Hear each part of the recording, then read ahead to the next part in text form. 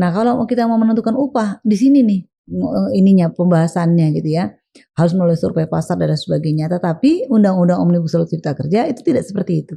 Sekarang upah itu sudah ditentukan berdasarkan inflasi atau pertumbuhan ekonomi gitu. Jadi dampak itu akibatnya 2021 upah pekerja buruh nggak naik tuh gitu. Memang alasan dari pemerintah sendiri, makanya kenapa pemerintah menggenjot investasi kan. Kenapa makanya pemerintah beralasan bahwa munculnya Undang-Undang Omnibus Law Cipta Kerja ini untuk menciptakan lapangan pekerjaan. Saya bilang kenapa harus menggunakan Undang-Undang Omnibus Law Cipta Kerja padahal isinya mengurangi. Jadi Undang-Undang Omnibus Law Cipta Kerja ini isinya tidak seiring sejalan dengan kampanye atau keinginan daripada pemerintah yang katanya ingin menggenjot investasi, nggak nyambung gitu loh. Ternyata lucu di sini nih. Ketika di Mabes Polri ternyata si petugasnya bingung, tidak ada pasal-pasal yang terkait dengan waktu itu yang saya laporkan ada dugaan union busting, pemberangusan serikat pekerja, karena saya masih menjabat sebagai ketua serikat pekerja saat itu. Ini nggak adanya pasal penggelapan, penipuan, pencurian, pelecehan gitu. Gimana apa bu gitu. Jadi petugas itu malah nanya Undang-Undang 21. Jadi ternyata harus dimasukin dulu ke dalam sistemnya mereka kan cuma kalau dimasukin nggak masuk kan, akhirnya mereka memperbaiki dulu sampai malam. Saya dari pagi sampai malam tuh ditanya-tanya gitu ya.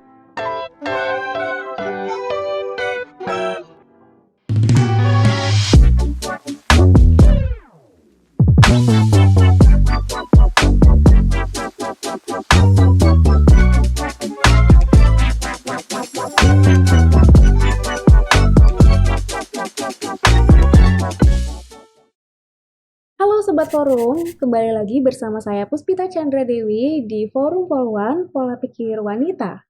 Nah, hari ini saya kedatangan tamu seorang wanita cantik yang beliau ini sangat aktif sekali untuk berjuang bersama dengan para pekerja di Indonesia.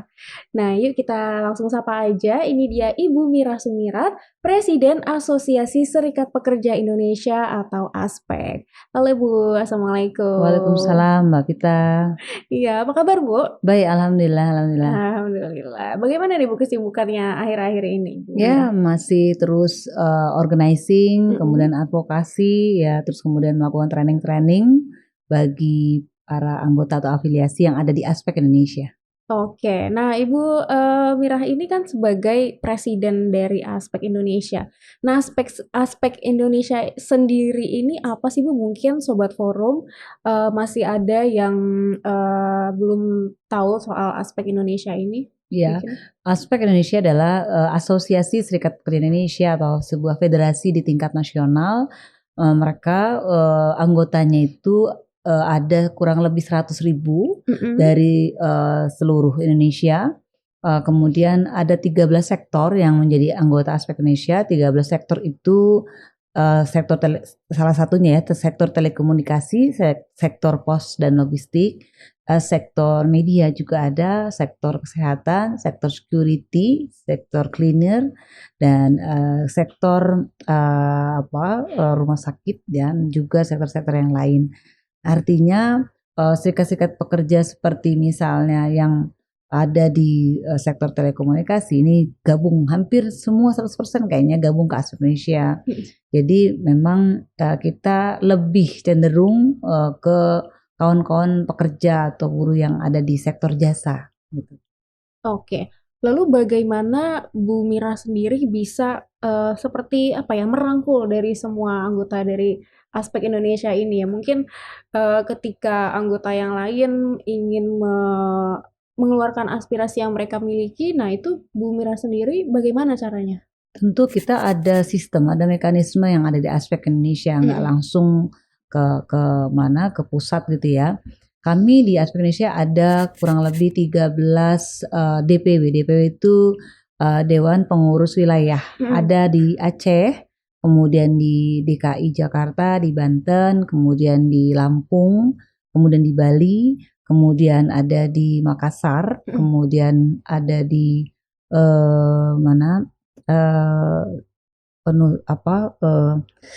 Sumatera Barat ya, kemudian di beberapa provinsi yang lainnya. Sebenarnya sih seluruh Indonesia sebenarnya, cuman memang ini kita perlu pembentukan secara struktur gitu ya. Karena memang anggota kami salah satunya adalah para pekerja pos Indonesia itu kan seluruh Indonesia. Nah ini tentu harus ada pembentukan struktur terlebih dahulu dan ini belum selesai gitu ya. Nah ketika ada satu persoalan atau kebutuhan daripada afiliasi, maka mereka melalui mekanisme di masing-masing DPW-nya, di masing-masing DPW-nya dulu. Kemudian setelah itu kalau memang mereka tidak bisa, kemudian barulah ke DPP. Itu cara-cara yang ada di aspek Indonesia. Namun memang di DPP juga kan ada bidang-bidangnya, ada bidang advokasi gitu ya, bidang training gitu ya, dan bidang organizing dan lain sebagainya. Nah memang mau nggak mau sih, meskipun sudah ada bidang-bidangnya gitu ya, posisi saya sebagai Presiden Aspek Indonesia ya tetap harus bisa menemui mereka gitu ya, meskipun mungkin tidak semuanya, karena memang sejak saya menjabat itu di 2019 lalu, saya sudah 2 periode dari 2014 kemudian 2019. Ini belum semuanya saya tercover nih, saking luas dan banyaknya anggota Aspek Indonesia. Oke. Tapi apakah sering melakukan seperti diskusi di forum-forum bersama dengan anggota yang ada di mungkin Jabodetabek gitu? Iya, tadi saya sampaikan ada bidang-bidang, salah satunya adalah bidang training dan juga advokasi. Nah, bidang-bidang training ini kebanyakan memang lebih dalam tanda kutip memberikan semacam kayak pengembangan kepada kawan-kawan anggota kami yang ada di Aspek Indonesia, dan juga membuat diskusi-diskusi. Nah, diskusi-diskusi bukan sebatas hanya ketenagakerjaan, hak dan kewajiban para pekerja gitu, tetapi juga diskusi yang lebih luas lagi ya. Diskusi kebangsaan pernah kami juga lakukan gitu. Jadi artinya ini semacam lintas semacam pembahasan gitu, dan secara periodik kami lakukan gitu. Tapi kalau yang rutinitas itu kita melakukan hampir seminggu sekali, kita melakukan diskusi-diskusi, dan tentu ini untuk kepentingan, kita fokuskan untuk kepentingan anggota Aspek Indonesia, tetapi untuk masyarakat luar umum pun kita bisa ya mereka bergabung. Oke. Lalu saat diskusi-diskusi itu berlangsung pasti banyak banget kayak keluh kesah atau curhatan-curhatan dari anggota-anggota aspek lainnya gitu, tentang entah mungkin pekerjaan yang sekarang digeluti atau lapangan pekerjaan gitu. Yang sedang banyak sekali dikeluh kesahkan oleh anggota dari aspek sendiri apa Bu untuk saat-saat ini? Iya, semenjak Undang-Undang Omnibus Law Cipta Kerja disahkan, sebenarnya kan Undang-Undang Omnibus Law Cipta Kerja itu saya mau menyampaikan sejarahnya dulu ya. 2021 itu disahkan, 2020 kalau tidak salah. Kemudian kawan-kawan buruh termasuk Aspek di dalamnya melakukan JR, Judicial Review ke Mahkamah Konstitusi.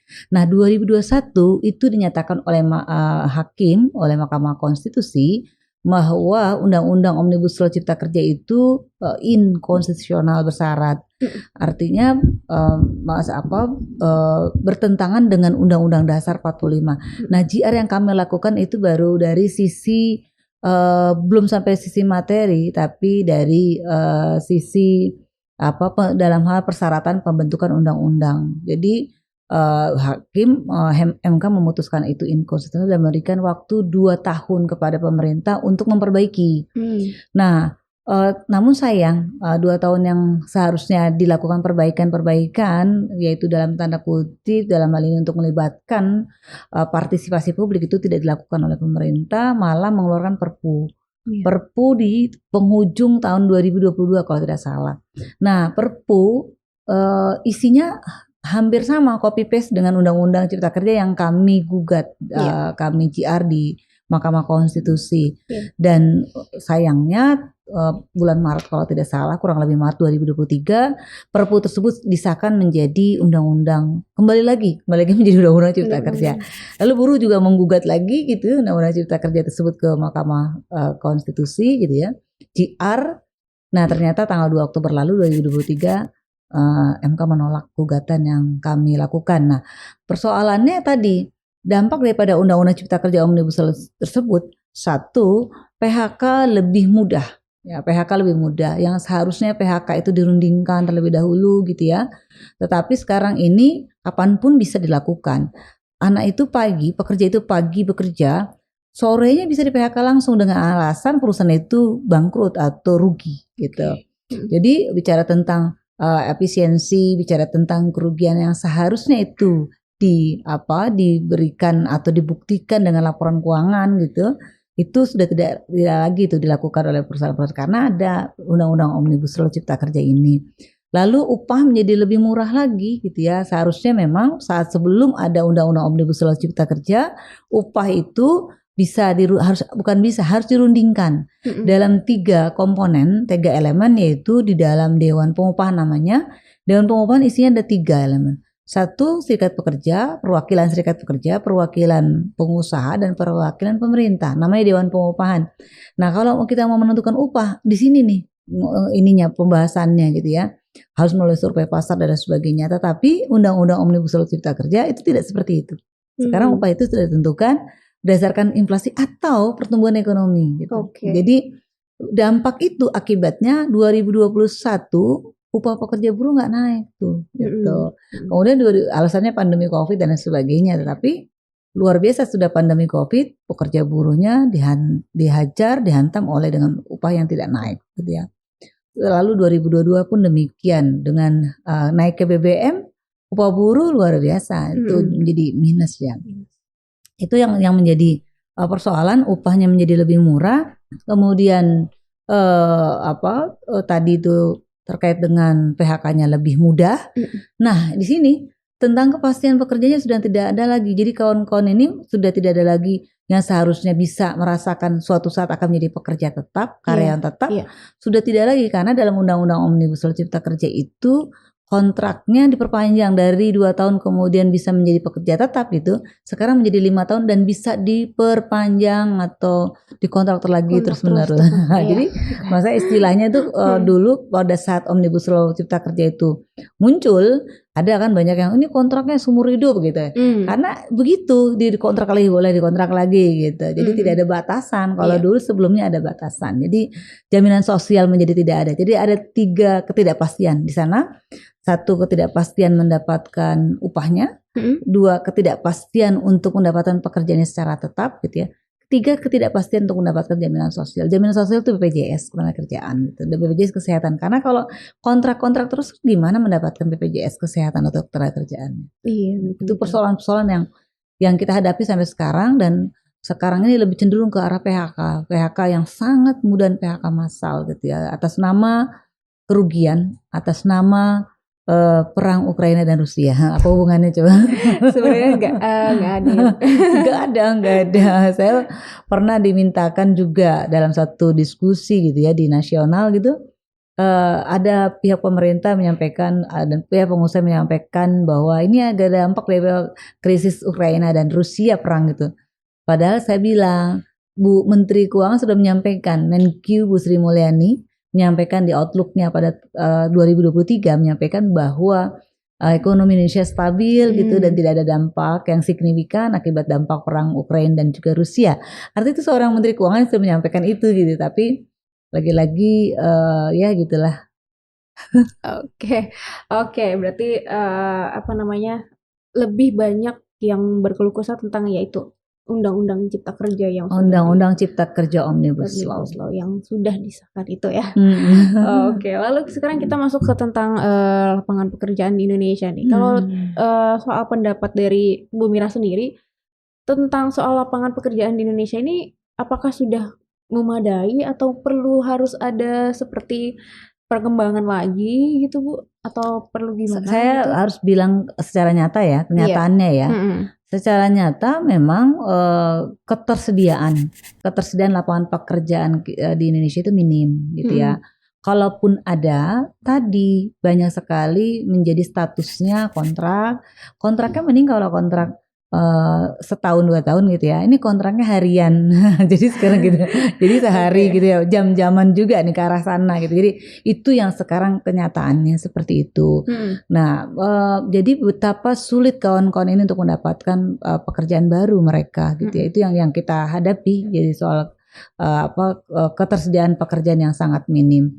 Nah, memang alasan dari pemerintah sendiri, makanya kenapa pemerintah menggenjot investasi kan? Iya. Kenapa? Makanya pemerintah beralasan bahwa munculnya Undang-Undang Omnibus Law Cipta Kerja ini untuk menciptakan lapangan pekerjaan. Saya bilang kenapa harus menggunakan Undang-Undang Omnibus Law Cipta Kerja, padahal isinya mengurangi. Jadi Undang-Undang Omnibus Law Cipta Kerja ini isinya tidak seiring sejalan dengan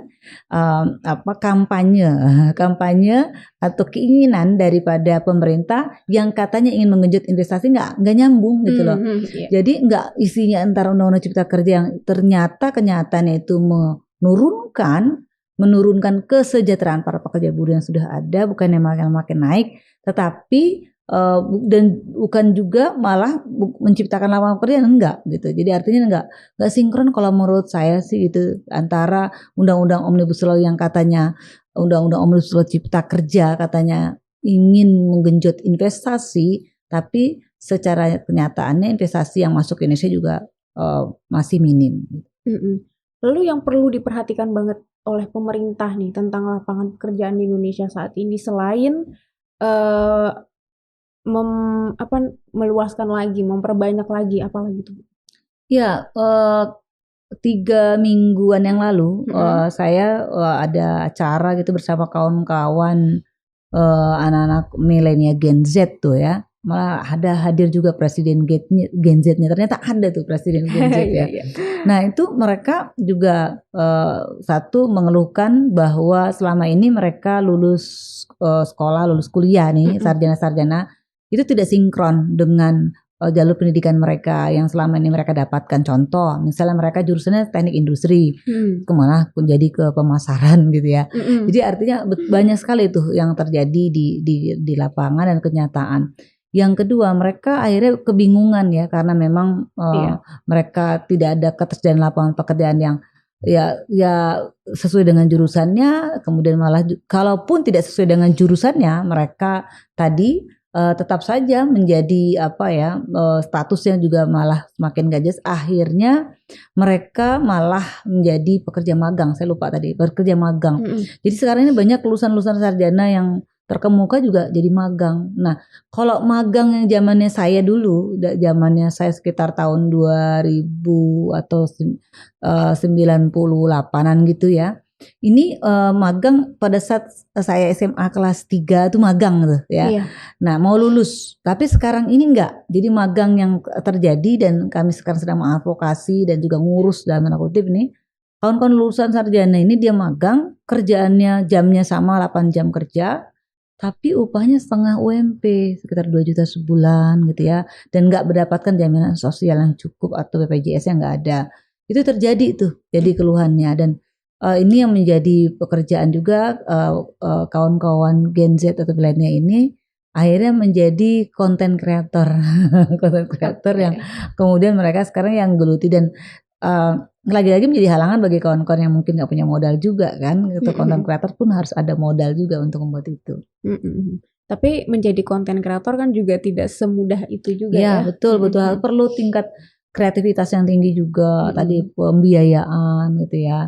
Ya kita sama-sama tahu lah ya gimana kawan-kawannya content creator tuh harus produktif kan gitu. Kalau enggak mereka akan tergilas juga dengan konten creator yang lain. Oke, lalu mungkin ini bisa menjadi salah satu alasan juga untuk Gen Z, millennials, fresh graduate yang mau melamar pekerjaan, tapi biasanya nih sekarang di ketentuan atau kriteria ketika melamar pekerjaan ini ada salah satu yang menyebutkan harus memiliki pengalaman. Nah, itu kan berarti seperti kita mau mencari kerja tapi kita harus bekerja dulu atau kita harus melakukan suatu hal yang berhubungan dengan pekerjaan yang kita lamar terlebih dahulu untuk bisa bekerja di situ. Padahal tujuan kita melamar pekerjaan ya untuk bekerja begitu. Bagaimana tanggapannya? Nah, itu salah satu yang saya kritisi itu. Bagaimana mungkin nih perusahaan buka lowongan pekerjaan terus kemudian ada salah satu syarat ya yang berpengalaman. Padahal kan kita tadi mau mencari pekerjaan itu. Nah, di negara-negara luar gitu ya, di negara-negara luar itu tidak ada tuh persyaratan-persyaratan yang harus berpengalaman. Mereka hanya melihat skill, mereka hanya melihat keahliannya apa, oke bisa langsung masuk gitu ya. Mereka nggak memandang itu, maaf ya, nggak memandang itu umur gitu ya, nggak memandang dari sisi penampilan gitu, makanya nggak usah aneh ketika di luar negeri itu banyak yang maaf nih yang ada tato dan lain sebagainya gitu ya. Karena mereka nggak mikir itu, nggak memandang itu. Iya. Mereka pandang adalah bagaimana you punya keahlian. Anda punya keahlian apa? Kami butuh kalian yang ini. Kamu punya bisa nggak? Udah langsung masuk gitu loh. Artinya itu yang harusnya dirubah nih ya para HRD, para perusahaan-perusahaan pengusaha-pengusaha kalau membuat open recruitment itu janganlah mengada-ngada lah ya, jangan mengada-ngada atau memberatkan quote unquote kawan-kawan para pekerja pelamar baru ini, lulusan-lulusan baru kan mereka jelas-jelas nggak pengalaman gimana coba. Pada akhirnya mereka masuk ke zona yang level SMA. Iya. Nah, ketika para kawan-kawan sarjana itu karena di sana butuh pengalaman, ternyata nggak masuk, akhirnya ngambillah pekerjaan-pekerjaan yang levelnya itu di bawahnya SMA gitu. Itu terjadi banyak sekali di anggota Aspek Indonesia itu. Lulus sarjana, dia sarjana tapi ini pekerjaan SMA. Ketika kita tanya, lagi-lagi mereka akhirnya mau nggak mau butuh gitu. Dalam kondisi terpaksa. Sebenarnya mereka para pekerja-pekerja itu terpaksa sih. Karena nggak ada pekerjaan gitu, akhirnya mereka mengambil itu. Gitu. Tadi Ibu juga sebut tentang usia nih, usia maksimal orang yang bisa bekerja misalnya 30 tahun, 35 tahun. Iya. Tapi sebenarnya kayak gitu alasannya sendiri apa sih Bu? Maksudnya apakah seperti etis juga gitu untuk membatasi usia pekerja? Kalau saya tanya-tanya secara santai gitu ya kepada kawan-kawan pengusaha, satu alasan mereka kenapa harus dibatasi, satu mereka pengen lebih produktif, lebih gesit gitu, ingin lebih banyak nanti melakukan produktivitas gitu. Itu alasan mereka. Yang kedua dari sisi penampilan gitu. Jadi mereka masih beberapa pekerjaan-pekerjaan, terutama sektor jasa kan perlu penampilan lah gitu ya. Nah, kalau lagi-lagi saya membandingkan kawan-kawan yang di luar negeri itu udah nggak ada sisi penampilan. Saya katakan tadi di Korea Selatan itu dan beberapa negara-negara yang lain itu kebanyakan pekerjanya udah mohon maaf saja sudah melewati usia 40 tahun 50 tahun gitu. Banyak yang sudah lansia lah malah dipekerjakan secara maksimal oleh perusahaan-perusahaannya. Intinya kawan-kawan perusahaan yang di luar negeri itu yang penting kamu ada keahlian. Sepanjang Asia ada keahlian, mereka whatever nggak ngeliat dari sisi penampilan usia dan sebagainya gitu.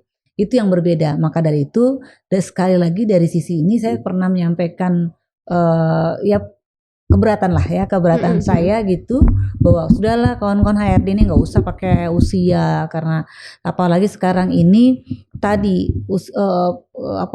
PHK itu luar biasa gampang ya. Di usia umur 30 tahun sudah di PHK gitu, 35 tahun di PHK padahal masih produktif. Dari sisi ILO ternyata kalau dari si batasan umur pemuda itu di batasan ILO nih, ternyata umur 60 tahun itu masih dikategorikan pemuda gitu ya. Itu yang beda sama Indonesia nih, maka dari itu perlu ada perubahan-perubahan yang signifikan dari sisi regulasi dari pemerintah untuk supaya tidak lagi ada pembatasan-pembatasan seperti itu. Ini membatasi kan kalau menurut saya, dan ini menghambat kalau menurut saya, menghambat kawan-kawan anak-anak bangsa kita untuk mendapatkan pekerjaannya. Iya, dan akhirnya malah yang laku itu pekerjaan yaitu ojek online karena lebih entah lebih mudah cara masuknya atau cara mendapatkan uangnya juga lebih mudah juga gitu ya. Pada akhirnya ke arah sana. Ternyata kalau kita Aspek Indonesia juga punya anggota para driver online itu namanya SPPD, Serikat Pekerja Platform Daring. Jadi ada 13 perusahaan aplikator ini yang join gitu ya, pekerjanya maksudnya pekerja dari 13 aplikator dari Grab, ya Gokar, kemudian Lamove, gitu, Si Cepat, Ninja Van, Ninja Express itu join ke Aspek Indonesia. Nah saat ini justru mereka juga sedang punya persoalan yang luar biasa ya dari sisi tentang jam kerja mereka, kemudian juga pastinya tentang upahnya, tarifnya gitu ya, kemudian keselamatan, kesehatan, banyak hal. Jadi memang ini satu sisi menjadi satu peringatan juga kepada kawan-kawan perusahaan atau pengusaha aplikator agar juga memanusiawikan para pekerja-pekerja, kan nggak punya modal juga kan aplikator itu, Iya. aset mereka nggak ada. Toh semua ada apa namanya kendaraan kan punya si Punya sendiri drivernya, drivernya, bukan iya. punya si perusahaannya. Jadi keuntungannya udah luar biasa nih dari sisi pemasukan iklan dan juga tarif yang dipotong ya biaya aplikasi dan Iya, iya. sebagainya. Satu sisi ketika dia masuk ke tarif si drivernya itu sangat kecil gitu. Nah itu yang menjadi persoalan, dan saat ini pemerintah sedang menggodok peraturan, dan saya salah satu menjadi narasumber juga untuk dimintakan masukan-masukannya terkait dengan para pekerja platform aplikasi ini gitu ya, para pekerja aplikasi gimana baiknya gitu ya. Dan memang pemerintah juga ngundang juga para pekerja-pekerja drivernya ini, online ininya juga, kurirnya juga, untuk juga memberikan masukan-masukan. Mudah-mudahan nanti regulasi yang dimunculkan juga bagus lah ya, paling tidak ada peningkatan untuk para pekerja online ini. Oke. Nah, lalu ini kan banyak banget dari tadi kita ngobrolin tentang permasalahan yang terjadi di dunia pekerja Indonesia gitu. Banyak banget dari sektor apapun itu ada permasalahannya. Nah, ini bisa dibenahinya tuh dengan apa nih, Bu? Maksudnya dengan dari pemerintahnya sendiri harus yang seperti apa, atau ada andil dari yang lainnya juga gitu, pembenahan dari ini semua? Oke, satu, pembenahannya bermula dari regulasi, dari undang-undang yang diterbitkan. Jadi pemerintah buatlah undang-undang, satu basisnya Undang-Undang Dasar 45 itu pasti aman ya, karena konstitusi amanat itu kan salah satunya pasal 27 ayat 2 itu bahwa tiap-tiap warga negara berhak untuk mendapatkan pekerjaan yang layak bagi kemanusiaan. Kalau sudah bilang layak itu pasti bagus, dia pasti sejahtera. Artinya ketika pemerintah buat regulasi, buatlah cantolannya tetap Undang-Undang Dasar 45. Nanti turunannya bagus ya undang-undang itu, nanti perpunya atau PP-nya atau permenakernya dan sebagai permennya dan segala macam itu pasti bagus gitu ya. Jadi itu dibenahi dulu. Kalau sepanjang masih ada undang-undang Omnibus Law Cipta Kerja, kayaknya saya masih pesimis gitu. Oke lah ya, siapapun nanti rejimnya, rejim itu kan sistem ya. Siapapun nanti rejimnya, kalaupun tidak berniat mencabut, paling tidak memperbaiki, yuk memperbaiki ya hal-hal yang memang menjadi krusial, yang menjadi keberatan, menjadi merugikan gitu para pekerja dan juga buruh dengan juga rakyat, harusnya ada perbaikan. Itu pertama. Yang kedua, sambil jalan memperbaiki gitu ya. Yang kedua, tentu pemerintah harus segera perbaikan dari sisi kurikulum pendidikan dulu nih gitu. Kurikulum pendidikan harus seiring sejalan dengan yang pasar nih, permintaan pasar. Jangan sampai kurikulumnya A, pasarnya nanti permintaannya B. Ini kan nggak nyambung gitu. Banyak sekali yang tadi nggak sinkron ketika lulus sekolah gitu ya. Makanya itu kurikulumnya harus diperbaiki, apalagi sekarang menuju era teknologi kan gitu ya, dari 4.0 sekarang menuju 5.0 gitu. Artinya yuk benahi dulu kurikulum pendidikan kita supaya nanti bisa sinkron dengan pasar ya, atau industri. Lalu yang ketiga, ini sangat penting banget, harus ada yang namanya edukasi pendidikan mendasar bagi para pengusaha-pengusaha kita untuk melakukan atau mengelola usaha ini berdasarkan Undang-Undang Dasar 45 dan juga taat terhadap regulasi yang sudah diputuskan gitu ya. Kenapa saya katakan demikian? Undang-undangnya dulu bagus sebelum ada Undang-Undang Omnibus Law bagus nih, bagus. Tapi tetap aja banyak oknum-oknum ya. Kalau saya katakan oknum-oknum para pengusaha yang tidak taat terhadap peraturan gitu. Nah, ini juga tugas pemerintah untuk memberikan edukasi kalau bikin pengusaha nih harus paham betul tentang ketenaga kerjaan, terutama orang-orang HRD nih, kawan-kawan HRD. Ini jangan sampai kawan-kawan HRD nggak ngerti tentang ketenaga kerjaan, sehingga tidak sampai terjadi PHK secara sepihak. PHK secara sepihak udah gitu nggak ngasih haknya, pesangonnya. Ini kan banyak juga yang terjadi. Kemudian juga tidak memberikan jaminan sosialnya. Bagaimana dengan dia, apakah didaftarkan di BPJS? Padahal BPJS itu kan wajib, BPJS Kesehatan Ketenagakerjaan. Ini bagi perusahaan-perusahaan wajib mendaftarkan, ini kan banyak yang nggak mendaftarkan. Ada mendaftarkan tapi ternyata uangnya juga digelapkan gitu. Nah ini juga penting banget nih. Jadi edukasi kepada para pengusaha-pengusaha terutama RD-RD ini supaya dia lebih memiliki rasa kemanusiaan untuk meng-hire, untuk memperlakukan para pekerja atau pegawai atau karyawannya. Lalu yang keempat saya kira juga penting juga mengedukasi para calon-calon tenaga kerja. Kan ada mau lulus nih kawan-kawan di level SMA atau SMU gitu ya, atau juga yang sederajat atau juga kawan-kawan dari sisi universitas dari perkuliahan gitu. Ini harus diberikan juga nih satu kurikulum untuk menghadapi dunia kerja. Jadi harus ada yang namanya pengetahuan atau juga edukasi ini loh. Ketika Anda mau bekerja, hak Anda adalah ini, kewajiban adalah ini. Ternyata ada undang-undang serikat pekerja, serikat buruh. Anda berhak untuk masuk ke sana dalam rangka untuk nanti menjaga bagaimana pengawalan kawan-kawan hak kawan-kawan ini ketika sedang bekerja. Jangan sampai ini terjadi Mbak Pita. Banyak oknum-oknum pengusaha yang alergi ya terhadap keberadaan serikat pekerja serikat buruh. Padahal itu ada undang-undangnya, Undang-Undang 21 tahun 2000 tentang serikat pekerja serikat buruh dan kita sudah meratifikasi itu kan dari konvensi ILO dan ini menjadi kesepakatan secara bersama di internasional gitu ya. Ini juga harus diedukasi. Jadi pekerjanya diedukasi, pengusahanya diedukasi. Tugas siapakah itu? Pemerintah, tugas negara.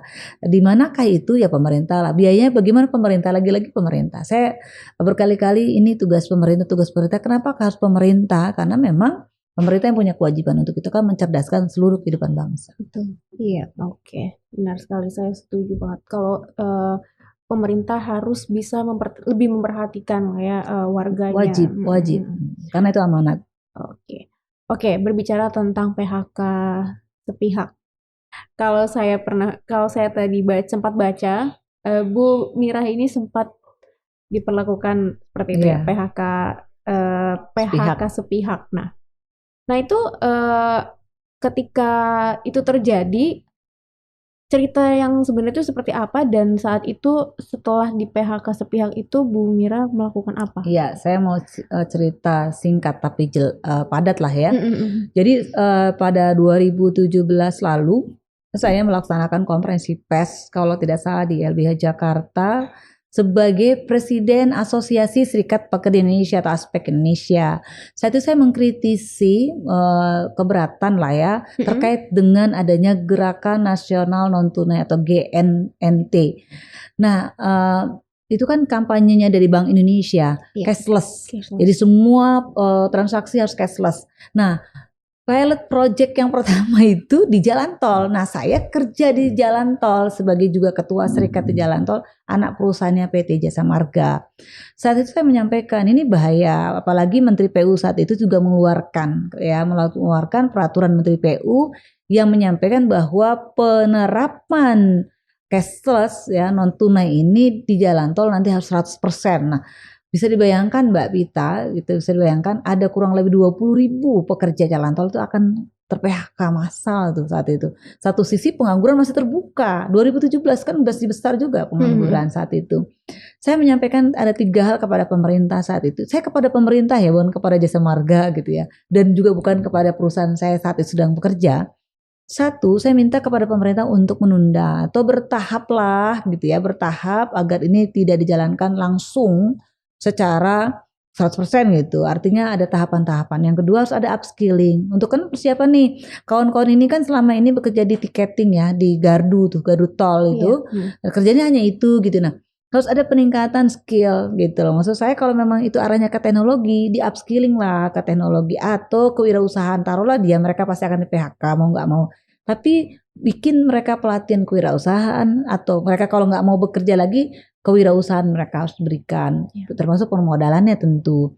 Lalu kemudian kalau dia masih mau kerja ya teknologi gitu, atau kalau mereka mau ditempatkan di pekerjaan-pekerjaan baru, artinya mereka tadi reskilling tuh mungkin menyesuaikan dengan pekerjaan yang nanti baru kan gitu. Nah, yang ketiga, kalau saya mintanya kepada pemerintah saat itu, tolong jangan apa namanya itu semuanya diterapkan di luar negeri aja, di Cina. Jadi pada saat 2017 saya melakukan konferensi, 2 bulan sebelumnya saya ke Cina tuh. Di Cina saya melihat dengan mata kepala saya sendiri bahwa di sana juga masih ada orang, masih ada yang melakukan tunai gitu. Kemudian di Korea Selatan, termasuk di Amerika. Jadi kalau mengibaratkan analogi sebuah gedung, jangan semua pakai lift, harus ada tangga daruratnya. Itu yang saya sampaikan gitu ya. Jadi sudah ada pilihan lah, terutama masyarakat harus ada pilihan. Dan saya soroti saat itu kan lagi gencar-gencarnya tuh baru keluar yang e-money kalau nggak salah pakai etol itu. Bagaimana rakyat masyarakat itu membeli etol misalnya 50.000, ternyata pulsanya kalau tidak salah itu hanya 35.000. Jadi hilang tuh uang masyarakat 15.000. Jadi terlalu besar. Saya mengkritisi itu juga. Jadi artinya saya mengkritisi bagaimana betapa sulitnya, susahnya kawan-kawan konsumen itu juga ya ketika mereka membeli dan dirugikan juga ternyata gitu. Saya menyampaikan ternyata dari situ setelah saya konferensi pers dijawab oleh perusahaan saya mendapatkan surat peringatan 1. Nah saya menolak, saya keberatan, nggak bergeming, ya kemudian lanjut surat peringatan 2. Surat peringatan 2 saya laporkan ke Mabes Polri, kenapa nggak ke Polda gitu, saya ke Mabes Polri saja, karena saya hadapi kan jasa marga gitu. Nah ke Mabes Polri ternyata lucu di sini nih. Ketika di Mabes Polri ternyata si petugasnya bingung, tidak ada pasal-pasal yang terkait dengan waktu itu yang saya laporkan ada dugaan union busting, pemberangusan serikat pekerja, karena saya masih menjabat sebagai ketua serikat pekerja saat itu. Ini nggak adanya pasal penggelapan, penipuan, pencurian, pelecehan gitu. Gimana apa bu gitu. Jadi petugas itu malah nanya undang-undang 21. Jadi ternyata harus dimasukin dulu ke dalam sistemnya mereka kan cuma kalau dimasukin nggak masuk kan, akhirnya mereka memperbaiki dulu sampai malam. Saya dari pagi sampai malam tuh ditanya-tanya gitu ya, mereka malah minta diskusi, minta pencerahan apa sih undang-undang tentang serikat pekerja dan union busting itu apa, karena yang saya tuduhkan adalah union busting atau pemberangusan serikat pekerja kepada perusahaan. Sampai puncaknya ternyata hasil putusan daripada Mabes itu ngomongnya gini, ini tidak bisa dikategorikan union busting karena ibu belum di PHK. Nanti nunggu di PHK katanya gitu. Oke. Jadi nunggu di PHK dulu baru bisa dilaporkan dia bagusnya. Padahal kan kita mau antisipasi kan, supaya tidak di maksud PHK. hati gitu, maksud hati kan gitu, jangan sampai di PHK. Karena saya tahu nih arahnya pasti PHK. Ya jauh-jauh hari lah kita antisipasi, ternyata nunggu di PHK baru bisa lapor gitu. Nah ini ternyata lanjut terus perusahaan mem-PHK saya. Surat PHK-nya saya nggak nerima, jadi SP1, surat SP1, SP2 tuh saya juga nggak nerima gitu, nggak ngerti dikirim kemana gitu ya. Terus kemudian saya coba berdasarkan informasi secara internal saja gitu. Surat PHK saya nggak entah di mana. Ya sudah, banyak orang menyatakan kenapa ibu nggak lanjut aja ke pengadilan gitu, Mbak Pita dan kawan-kawan. Pengadilan hubungan industrial itu bagi kami adalah kuburan para buruh gitu. Kenapa kuburan para buruh? Di sana kita harus perlu biaya tinggi tuh, kan lawan pengusaha yang duitnya nggak berseri gitu. Sedangkan buruh tuh duitnya kan nggak ada, harus perlu uang kan ke sana. Ongkos-ongkosnya satu sisi dia udah nggak digaji. Jadi ketika PHK nggak digaji tuh, gajinya ditutup gitu ya. Gimana coba? Mereka kan bingung, satu sisi pesangon belum ada gitu. Maka dari itu bagi saya Presiden Aspek Indonesia tidak menyarankan saya ke pengadilan hubungan industrial. Kalaupun menang alasannya taruh pekerja itu menang, itu pengusaha pun nggak mau menerima, jarang yang mau menerima. Alasannya disharmonisasi, sudah tidak ada lagi kecocokan. Sudahlah nggak usah, akhirnya gitu, jadi nggak buat nyaman. Ini ada yang sampai ke Mahkamah Agung gitu ya, jadi ini kasasi gitu, dan itu biaya lagi. Itu Mbak yang terjadi di saya. Dan sekarang ya saya sih melakukan perlawanan, aksi unjuk rasa di Jasa Marga, di tempat saya perusahaan juga sudah pernah gitu ya. Saya sudah juga ngadu ke beberapa komisi-komisi yang terkait dengan ketenagakerjaan di DPR RI, ke Kementerian Tenaga Kerja Republik Indonesia juga sudah, dan rekomendasinya ya Bu Mira dipekerjakan lagi lah gitu ya, tetapi ya lagi-lagi kita tidak dapat respon yang baik. Berarti ya memang banyak yang perlu diperbaiki ya itu dari segi Ya, itu ya. PHK saya kesimpulannya PHK-nya. karena memperjuangkan kan, memperjuangkan tadi ya karena tadi seminggu setelah itu saya langsung dapat SP1. Artinya kan indikasinya ke sana gitu. Oke, berarti apakah itu seperti PHK ini kan nggak cuma dialami oleh Bu Mira sendiri ya? Apakah itu salah satu alasan Bu Mira saat ini tetap terus teguh bersama dengan para pekerja lain memperjuangkan hak-hak pekerja gitu sampai saat ini gitu? Apakah itu salah satu alasan juga? Ya, bagi saya bukan hanya gara-gara itu kemudian saya tetap teguh karena aktivitas saya menjadi aktivis Serikat Pekerja Serikat Buruh itu sejak tahun 1900, Mbak Pita belum lahir kayaknya, 1998 reformasi. Oh, saya sudah lahir. Udah lahir ya, 98 itu saya Iya. sudah bekerja, saya sudah menjadi aktivis Serikat Pekerja sampai kemudian tahun 2000 berlanjut gitu ya sampai sekarang. Jadi bukan karena kejadian itu. Nah, kalau soal tawar-tawaran banyak Mbak Pita kalau ingin meninggalkan ini sebenarnya dunia Serikat Pekerja bagi orang yang ini nggak nyaman kan ini kan sosial banget, nggak digaji ya, nggak digaji, malah kita mengeluarkan materi gitu. Artinya nggak, dalam tanda kutip secara materi nggak ada untungnya gitu. Tetapi bagi saya nih melihat kawan-kawan yang kasusnya selesai gitu ya, kemudian dipekerjakan kembali itu dapat haknya secara sesuai, itu nggak terkira tuh bahagianya. Jadi mereka tuh melihat ke air mata bahagia mereka tuh nggak terkira digambarkan lah ya. Tetapi ketika mereka juga mendapatkan kesedihan yang mendalam gitu karena mereka PHK-nya secara sepihak, nggak dapat haknya. Bagi saya ternyata saya bersyukur ternyata ada yang lebih parah lagi daripada saya gitu. Jadi ada yang lebih parah lagi timbang saya. Jadi bagi saya ini akan saya terus lakukan perjuangan dan ini jalan yang menurut saya ini jalan yang sebuah kebahagiaan, justru kebahagiaan karena kan Tuhan itu bersama orang-orang yang sedang susah kan gitu katanya ya. Jadi, mungkin itu saya masih terus di sini gitu. Tapi kalau tawar-tawaran sih, nah saat proses PHK tuh tawaran tuh banyak banget soal materi. Salah satunya dari Menteri BUMN tuh. Materi uang mau berapa sih pesangonnya gitu. Iya. Mau berapa sih pesangonnya, nih tulis aja, coba bisa bayangin tulis aja, nggak ada seri tuh. Kalau saya mau bisa aja, tapi saya pikir itu penghinaan. Saya tolak, saya bilang itu penghinaan bagi saya gitu. Padahal memang yang diperjuangkan bukan itunya ya. Bukan, bener. Saya pekerjakan saya kembali lah gitu ya. Kan saya nggak salah, maksudnya ini versi saya ya. Maksudnya apa kok PHK-nya secara serampangan dan sembarangan, PHK-nya itu yang tidak ada etika gitu menurut saya, dan bukan itu tujuan materi saya. Kalau tujuan materi udah lama mungkin sebelum ini peristiwa, jabatan-jabatan sudah ditawarkan juga ini luar biasa, tapi ya lagi-lagi saya berprinsip kalau mungkin saya bukan menjadi seorang ketua serikat, mungkin perusahaan nggak bakal juga nawarin saya uang dan jabatan kan gitu pikiran saya. Jadi saya pikir tidaklah. Jadi insya Allah idealisme itu akan terus saya jaga. Ya oke, lalu terakhir nih Bu, agenda Bu Mira di aspek bersama dengan anggota-anggota lainnya mungkin itu apa lagi nih Bu? Untuk menyuarakan apa lagi kepada pemerintah? Yang pertama masih terus kita organizing, mengorganisir kawan-kawan pekerja yang belum memiliki serikat pekerja, serikat buruh. Ini kasihan sekali karena memang begitu mereka yang punya serikat pekerja aja mudah banget di PHK, apalagi nih yang nggak ada serikat pekerja. Kemudian hak-haknya juga dipastikan gitu ya, mereka sesuai dengan yang ada dalam regulasi. Kemudian melakukan training ya, pemberdayaan, pengembangan itu akan terus kita lakukan. Memang di sana aspek Indonesia melakukan itu gitu ya.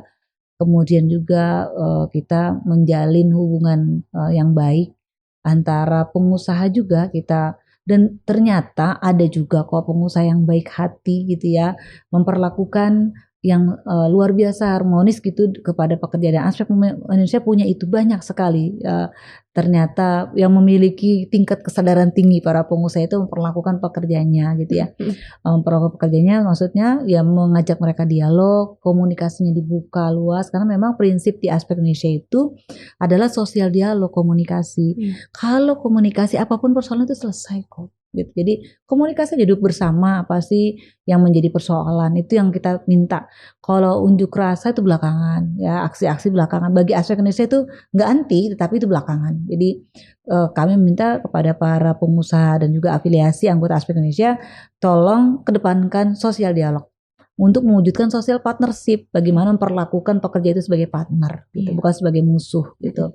Jadi kami masih sibuk terus melakukan advokasi juga kalau ada kasus-kasus nih advokasi, kemudian juga ya tentu advokasi yang kami lakukan ya tujuannya adalah bagaimana mereka duduk bersama.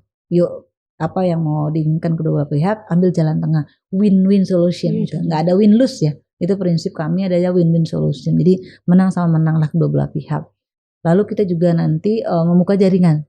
Sering kita buka jaringan, menjalin hubungan baik dengan kawan-kawan aliansi yang lain, federasi yang lain, dengan para pihak dalam hal Kementerian Tenaga Kerja, stakeholder kita, DPR RI dalam ini terkait dengan ketenagakerjaan, dan juga elemen-elemen masyarakat yang lain.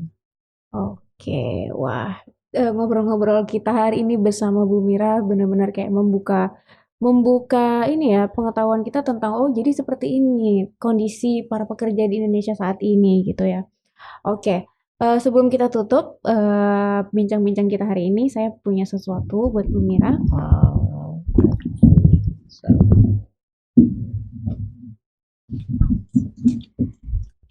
Punya bunga buat Masya Allah, barakallah. Terima kasih banyak sama-sama kepada kawan-kawan forum ya, forum keadilan. Mudah-mudahan forum keadilan nanti anggota aspek itu 100 ribuan orang. Nanti saya perintahkan, saya instruksikan untuk subscribe, like, dan juga harus lihat nih, harus buka nih ya channel-channelnya. Nanti kasih ke saya aja, nanti saya sebar ke mereka. Siap. Oke, saya mau minta selfie boleh Bu? Boleh. Ya Bu. 1, 2. Lagi Bu, coba bunganya. 1, 2. Oke, boleh duduk lagi Bu. Kita closing dulu. Oke, Sobat Forum, itu dia ngobrol-ngobrol saya bersama dengan Ibu Mira. Semoga saja ngobrol-ngobrol saya bersama Bu Mira hari ini bisa memberikan wawasan yang lebih luas lagi untuk Sobat Forum semua tentang dunia pekerjaan di Indonesia, dunia pekerja Indonesia, dan situasi saat ini yang dialami oleh para pekerja di Indonesia. Oke, Sobat Forum, jangan lupa terus saksikan Forum Polwan, Pola Pikir Wanita, dan jangan lupa untuk subscribe, like, komen, dan share. Sampai jumpa.